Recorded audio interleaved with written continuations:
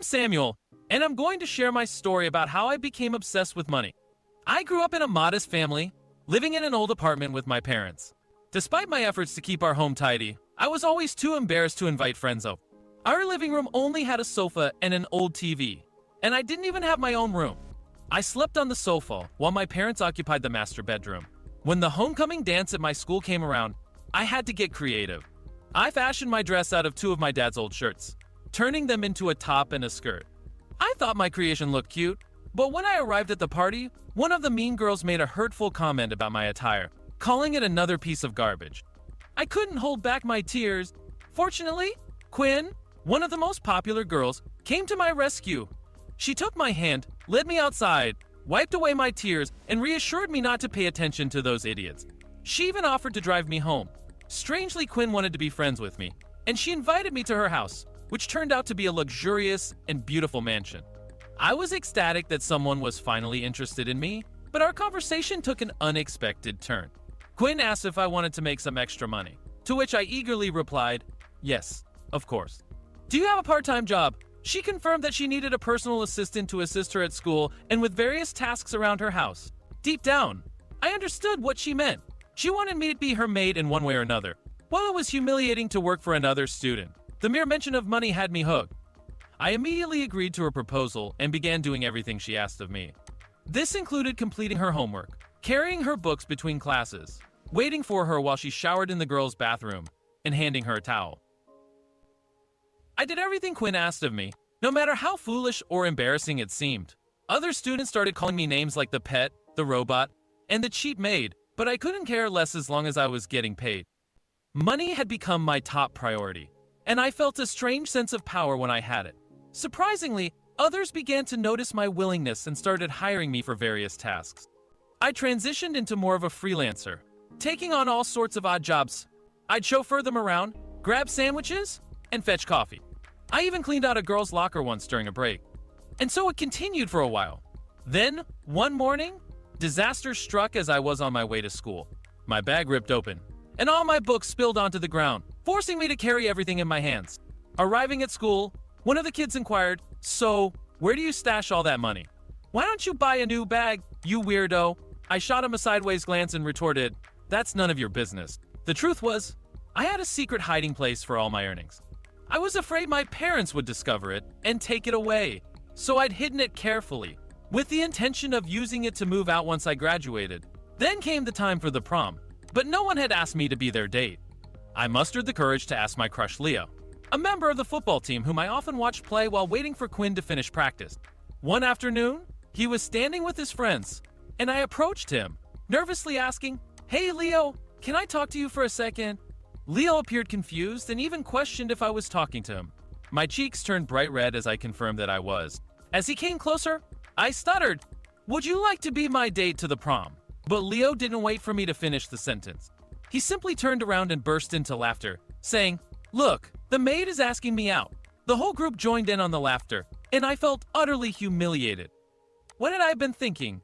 I decided to skip the prom altogether. Instead, I took on extra chores that night and earned an additional $200, which, in my mind, made the decision worthwhile. After graduation, I headed off to college, hoping to find someone to love. I relocated to a different city, hoping to leave my past behind and start anew. With the money I had saved, I managed to secure a tiny apartment and worked as a waiter to make ends meet. I was content with the idea of living a normal freshman life, eager to make friends and create new memories. One time, I found myself collaborating with some fellow students on a project, and they suggested ordering food. I mentioned that I had brought my sandwich, and they agreed to forego ordering. We all gathered to eat, and I couldn't help but feel annoyed when I noticed some of them didn't finish their meals. So, I turned to one of the girls and asked, "Are you going to finish that? If not, I'd be happy to take it." In my mind, I thought I was being considerate by preventing food wastage and helping the environment. However, their reactions were quite the opposite, as they regarded me with disdain, like some unwanted presence. Needless to say, I wasn't invited back to their group. But then, I had a fateful encounter with Josiah. He was undoubtedly the most attractive guy in my philosophy class, and the moment our eyes locked, I felt butterflies in my stomach. It seemed he felt a connection too, as he gazed at me intently. One day, after class, He mustered the courage to approach me and invited me for a cup of coffee. I was overjoyed at the prospect of my first ever date and eagerly accepted his offer. Josiah was incredibly kind, and our coffee date went splendidly, with him graciously picking up the tab, which brought a smile to my face. At the end of the evening, he kissed me on the cheek and asked me out to dinner for the upcoming weekend. This time, we dined at an upscale restaurant, and it was a truly wonderful experience. Josiah shared stories about his high school years, reminiscing about the good times. I, however, felt hesitant to open up about my own past, so I kept mostly quiet, content to listen. I was elated to have someone to connect with, but as the evening concluded, Josiah dropped a bombshell. He looked at me and casually said, "So, shall we split the check?" It felt like a sudden slap in the face. Split the check? Was he kidding me? Sure, I replied, but when I saw the bill, I nearly had a heart attack. We had just had 2 dinners that cost $50. I couldn't believe it. I whispered, "What? We could have had tacos for $5 and called it a day." Unfortunately, Josiah didn't catch my comment, so I decided to excuse myself and told him I needed to use the bathroom. He probably suspected I might try to escape without paying, so he insisted I settle the bill first before going to the restroom. I couldn't contain my frustration, and right there, in front of everyone, I began to raise my voice, expressing my displeasure at being taken to such an expensive restaurant without my consent. Then, I stormed out of the place, leaving behind any chance of seeing Josiah again. It was a heartbreak, but it also forced me to reflect on my life. How had I become so miserly? Why had I made such a scene over $25? I couldn't help but feel ashamed, but as I pondered it further, I realized that my cheapness had defined my lifestyle. I lived in the tiniest apartment in town, despite being able to afford something much grander. I consistently used plastic plates and utensils to avoid running the tap for too long.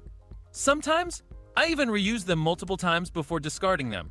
My wardrobe consisted mostly of thrift store finds, and I had even contemplated living on the streets to save on rent and use college bathrooms for.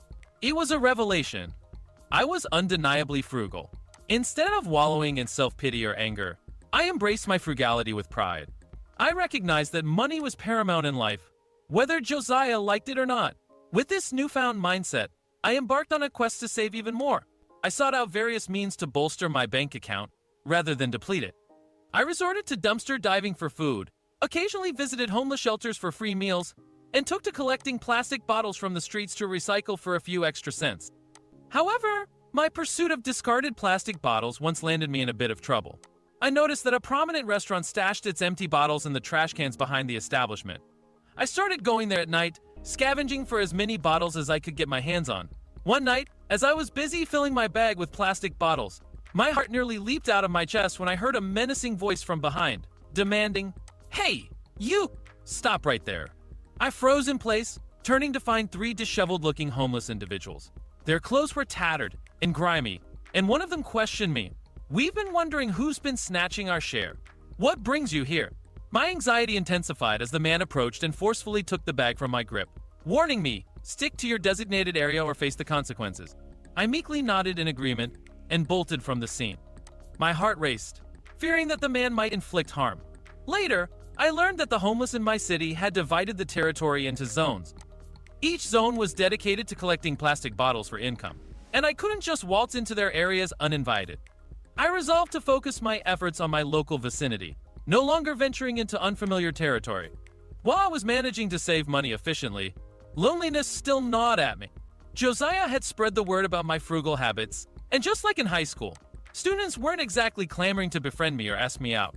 In my quest to alleviate my isolation, I decided to dip my toes into the world of online dating.